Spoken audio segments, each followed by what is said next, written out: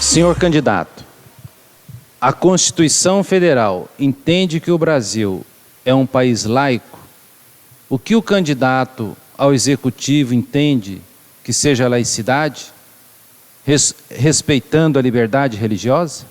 Bom, primeiramente eu agradeço aqui a oportunidade pela Rádio América, Diocese de Uberlândia, está nos dando essa oportunidade nesse momento aqui de falar um pouquinho, mostrar as nossas propostas, as nossas ideias. Em relação à pergunta que o senhor fez, eu acho que tudo dentro dos critérios da razoabilidade, né? Nós entendemos que o Estado é laico na atividade, na ação político-administrativa. No entanto, nós não podemos esquecer que na história da humanidade sempre tiveram as crenças, tiveram também aqueles e tem aqueles que não acreditam em nenhuma crença, mas todo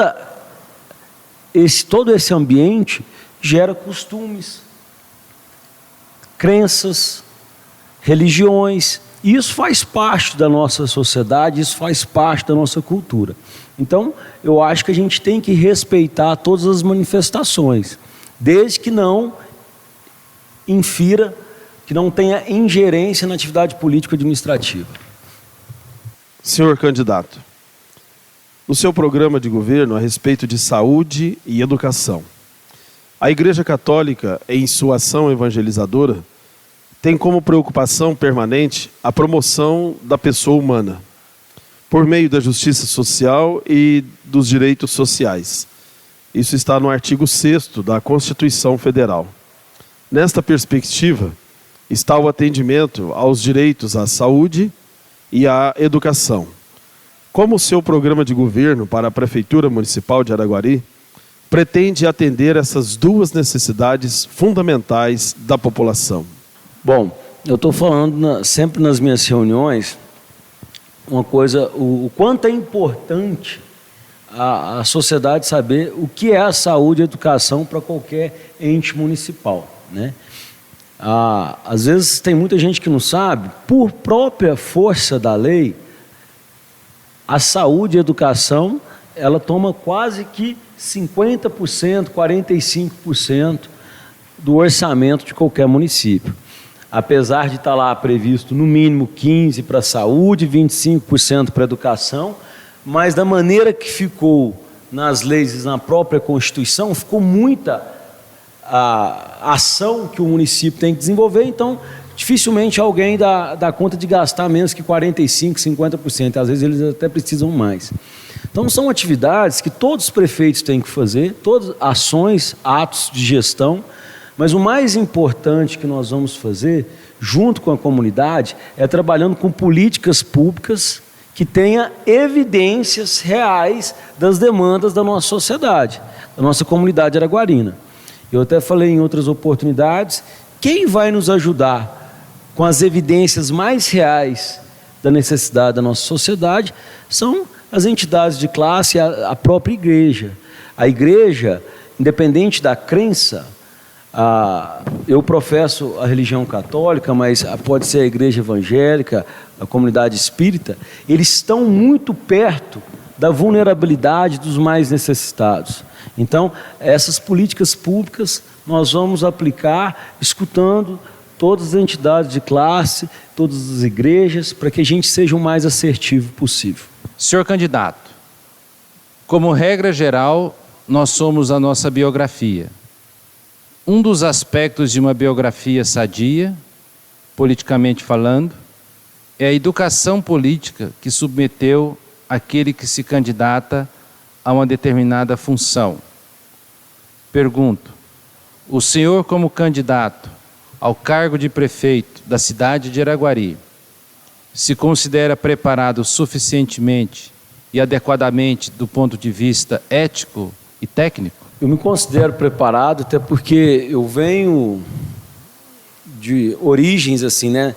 A minha origem, além do próprio berço, que eu considero que tive uma boa criação com a minha família, mas a caserna, o exército, onde eu venho, a gente tem todo, desde o início dos bancos escolares, lá na escola de cadete, a gente aprende, né, sobre a ética, o que a ética do cidadão comum faz, o impacto que um cidadão que tenha ética e pratique a ética e a moral respeitada por aquela sociedade que ele convive, faz diferença na harmonia desse convívio, na harmonia da sociedade. Então, assim, o Exército, se a gente resumir muito o que está lá no Código de Ética nosso, é a atividade de servir, o sacerdócio de servir sem querer alguma coisa em troca. Então, isso é uma coisa que, se eu pudesse resumir, né, é o sacerdócio de servir e saber que o próximo precisa da gente e a gente tem que respeitar a particularidade do próximo. Agora, em relação à técnica.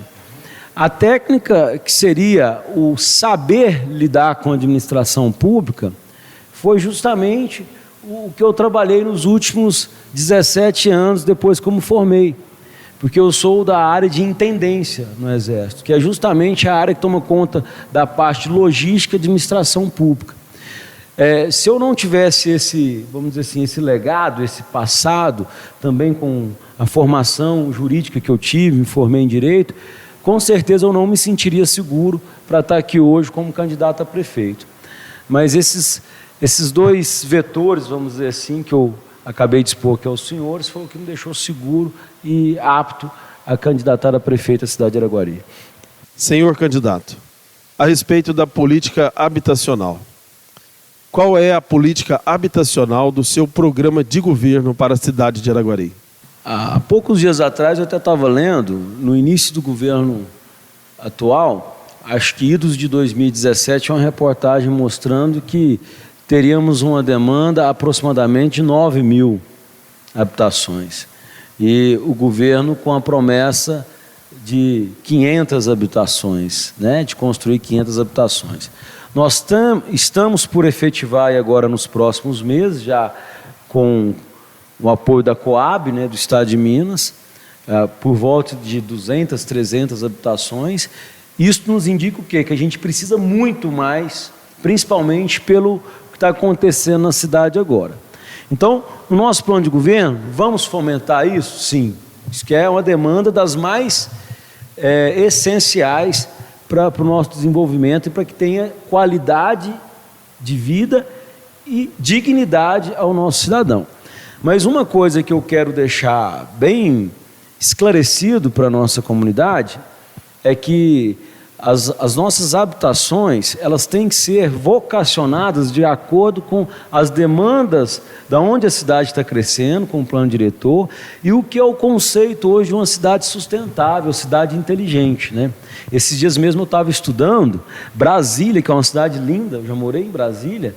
Brasília hoje, se talvez fosse ser construída, não seria da maneira que foi, porque ela não pensou no pedestre, ela não pensou naquele que anda de bicicleta, ela só pensou no gasto do combustível. Às vezes a pessoa mora a 40 quilômetros e trabalha a 40 quilômetros da sua residência, né?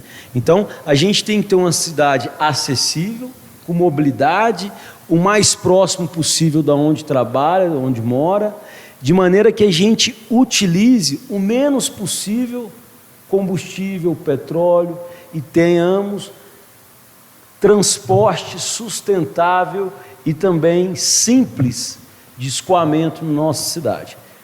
O que isso se resume?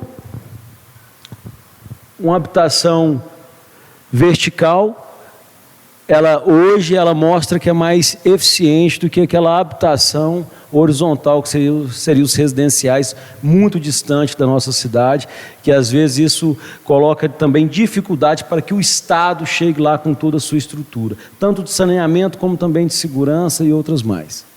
Senhor candidato, é sabido que a Lei Eleitoral 9.504 de 97 proíbe a veiculação de propaganda eleitoral em templos religiosos.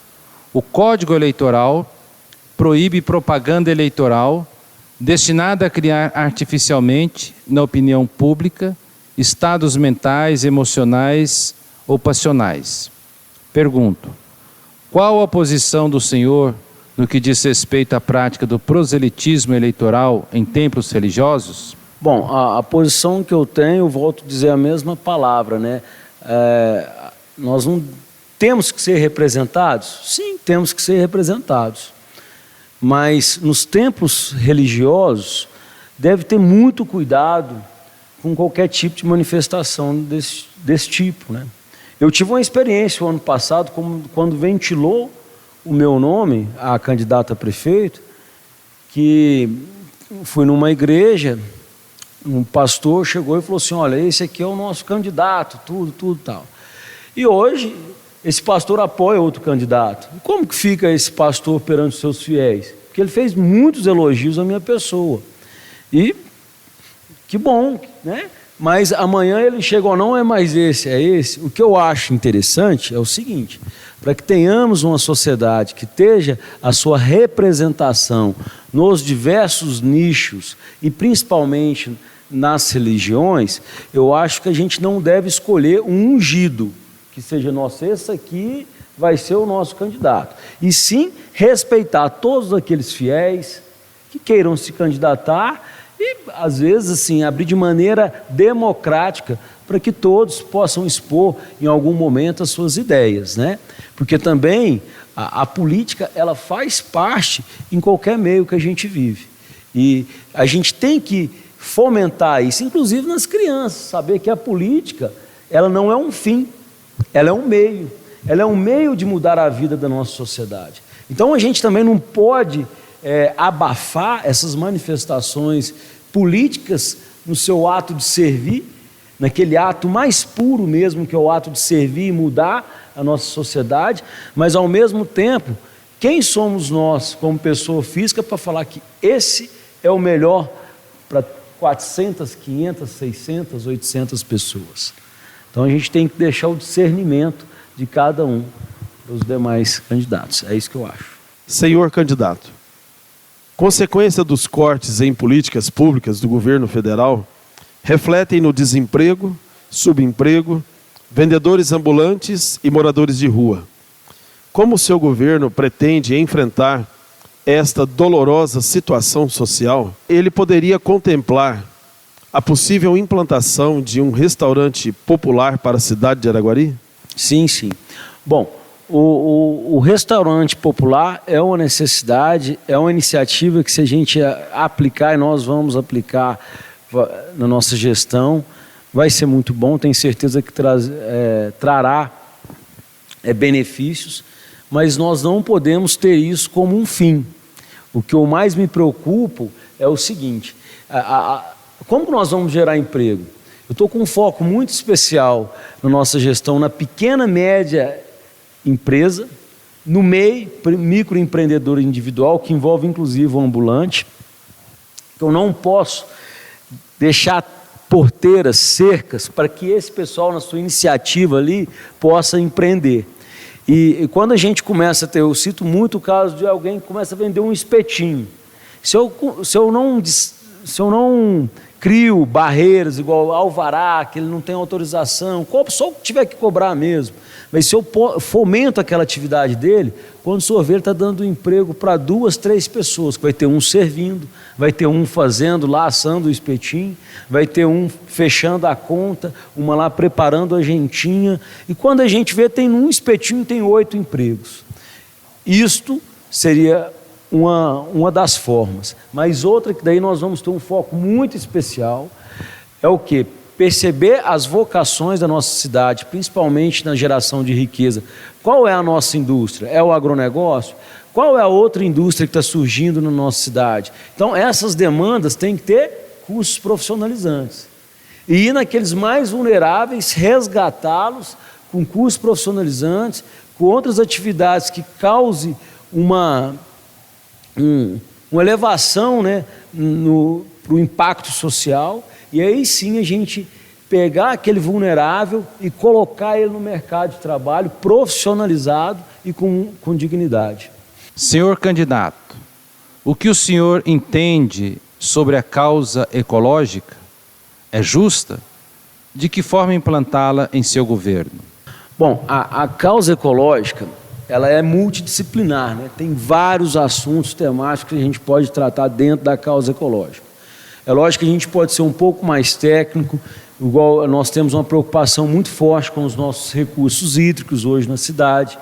Nós temos que resgatar o que já fomos muito melhor do que é hoje. Tipo, hoje nós temos um lixão, nós tivemos aterro sanitário, nós tivemos iniciativas que a legislação federal apoia, fomenta, e hoje a gente não está quase de maneira precária, igual está na Ascamara. Eu estava olhando a legislação que vai falar da Política Nacional dos Resíduos Sólidos, se não me engano, ela é de 2010, ou 2012, 2010. E nós tivemos iniciativa antes mesmo dessa legislação federal, lá em 2002. Então, como nós já fomos adiantados nesse assunto, né? E hoje como estamos. Mas uma das coisas que eu quero trabalhar bem é uma conscientização da nossa população, principalmente dos jovens. Esses dias eu falei para o meu filho, falei, filho, tudo bem, você tem umas atitudes bacanas, mas se você fica 30, 40 minutos no banho, qual ecológico você está sendo, né? Qual ecológico você está sendo? Então, assim, essa geração nossa, a geração agora de 18, 20, 22, 24 anos, eles são muito antenados. Mas a gente também tem que mostrar para eles que não é só uma atitude que vai ter uma ecologia elevada, que vai ter um tratamento sustentável com nossos recursos naturais, é em tudo. Se a gente vai às vezes num fast food, vai comprar um sanduíche, vem aquele tanto de embalagem, então a gente tem que começar a se perguntar nas atitudes nossas do dia a dia. O pessoal, quando está comigo ali, que eu vejo um carro ligado com ar-condicionado sem ninguém, poxa, como que a gente está pensando para a nossa geração futura? Ele está gastando um combustível, tudo. Então, esses cuidados, essas conscientizações, principalmente nos nossos jovens, eu quero trabalhar muito para que aí sim a gente tenha um jovem que pense na geração futura de maneira sustentável e, lógico, tratando como deve a nossa ecologia, os nossos recursos naturais. Senhor candidato, a pandemia mostrou grandes fraquezas, como saneamento, saúde e emprego. Como o seu programa de governo deseja minimizar os desafios desses setores na cidade de Araguari? Esse assunto aí é interessante, que eu já li sobre isso. E aí é mostrar um pouquinho para a nossa sociedade que não adianta ter um prefeito, o melhor prefeito do mundo, o melhor governador do mundo, o melhor presidente do mundo, se a gente também não tiver uma responsabilidade social envolvida com as mudanças que devem ter na nossa sociedade. Vamos então. O que a pandemia nos mostrou? A pandemia nos mostrou uma desigualdade social tremenda, que no momento que todos tinham que higienizar as mãos, tinha pessoas nas nossas favelas que não tinha nem sabão. Nós estamos no Brasil, que está agora já se comprovando com várias reportagens e estudos que essas reportagens vêm trazendo, que a gente é uma das sociedades que menos fazem doação. Tem países que os ricos doam muito mais que os nossos ricos. Então, isso aí, a sociedade vai ter que se perguntar se é desse jeito que ela quer desenvolver, com essa desigualdade social que a gente está, que isso aí gera justamente a falta de saneamento, a saúde, né? Quando eu morei em Belém, me chamou muita atenção como que ali fica claro o que a gente aprende lá nos bancos escolares. Eu me lembro que às vezes tinha um condomínio fechado com mansões saindo Ferrari, Porsche, e do lado aquelas vielas, favela, mas aquela favela na mais alta pobreza, sem qualquer tipo de saneamento. E aí, é só o prefeito que não pode aceitar isso, ou nós como sociedade? Então, isso aí eu acho que serviu de um ponto de reflexão para todos, e saber que está na hora da gente mudar, porque a fragilidade que a pandemia nos mostrou foi uma fragilidade democrática. Não adianta, foi o rico, o pobre, todos sofreram. Só que quem mais sofreu nesse aspecto de não ter as condições mínimas de higiene foi as nossas pessoas necessitadas, os pobres, né? Por falta do governo, mas também por culpa da sociedade não estar revendo esses procedimentos já há muito tempo atrás. Gostaríamos de agradecer muitíssimo a presença do senhor candidato a esta entrevista. Essa entrevista é muito importante para a comunidade católica. O senhor agora tem 3 minutos para as considerações finais. Eu agradeço a oportunidade aqui, viu, Padre Sérgio, Diácono Luciano. A gente está entrando na reta final, então eu peço que a sociedade de fato avalie qual é o projeto melhor, quais são as melhores propostas, qual é a experiência do candidato. Ontem mesmo eu falei numa oportunidade que a gente estava fazendo uma live. Eu peço para que vocês vejam qual é o candidato que tem mais experiência na administração pública. A experiência, o conhecimento, ele faz total diferença num governo de 4 anos, porque 4 anos passa muito rápido. Então, se a gente não souber como que a máquina pública funciona, como que nós vamos aplicar as políticas públicas, aí já passou 3 anos e a gente vai perder mais uma oportunidade de ter a nossa Araguari entrando no desenvolvimento. E em relação às fake news que nós tratamos ontem, sobre o tema lá na live, eu faço a seguinte consideração: eu não ia jamais largar a minha carreira militar nesse momento, no momento que eu estou muito bem na minha carreira, para fazer política, a política daninha, aquela política que causa, que não inova em nada. Eu não vou brincar de política. Eu vim aqui para deixar um legado de gestor para a nossa cidade, de gestor que cause um impacto, uma gestão eficiente. Então não vai ter nenhuma pessoa que vai me influenciar a fazer uma coisa errada. Eu não tenho conchaves, eu não tenho qualquer tipo de compromisso partidário com pessoa A, B ou C, com vereador A, B ou C, que vão estar em tal cargo, ou em outra secretaria, ou em secretaria da Educação e Saúde. Isso não existe. O CPF é meu, a responsabilidade é minha, eu sou o servidor, então eu também tenho como missão entregar uma gestão eficiente e também ter o meu CPF limpo ao final dos 4 anos. Eu tenho essa prestação de contas com a sociedade, mas também com a minha família. Eu tenho 3 filhos e tenho sim o dever de dar exemplo para eles, como também para todos os jovens, que eles saibam que existe sim um político que fez gestão honesta, eficiente e transparente. Muito obrigado e vamos em frente para o 15 de novembro, emplacando 10 na vitória.